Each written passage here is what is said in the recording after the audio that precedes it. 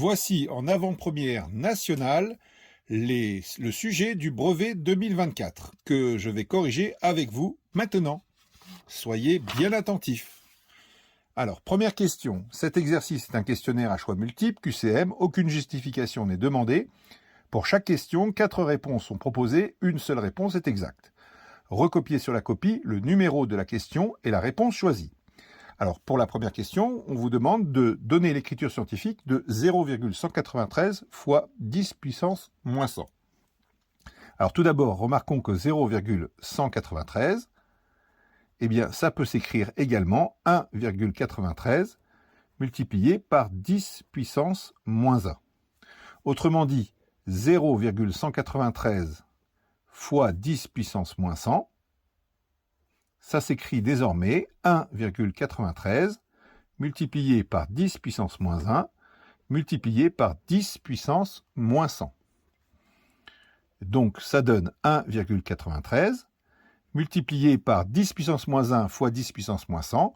On ajoute les puissances, ce qui fait 10 puissance moins 101. La bonne réponse est la réponse numéro 2. Deuxième question. Lily part en vacances, elle parcourt 480 km en 5 h 42 minutes. Quelle est sa vitesse moyenne? Alors la vitesse moyenne, V, c'est égal à la distance sur le temps. La distance doit être exprimée en kilomètres et le temps doit être exprimé en heures. Ici, on sait que la distance, ça vaut 480 km. Et on sait que le temps, c'est 5 heures et 42 minutes. Autrement dit, il va falloir transformer les 42 minutes en heures. Eh bien, pour cela, c'est très simple. 42 minutes, c'est 42 soixantièmes d'heure.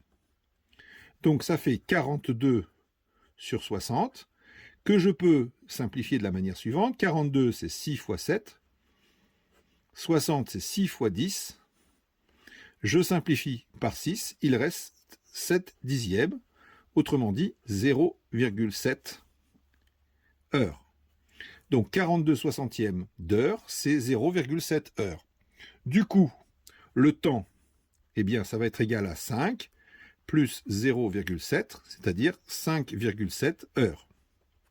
Ce qui me permet de calculer la vitesse moyenne, donc 480 km, divisé par 5,7 heures.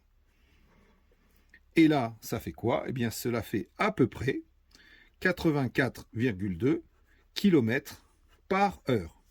Alors, je laisse l'unité dans le calcul de façon à vous montrer qu'on a bien des kilomètres au numérateur et des heures au dénominateur. Donc, la vitesse, c'est ce qu'on appelle une grandeur quotient et elle s'exprime en kilomètres par heure. Voilà pour la question numéro 2.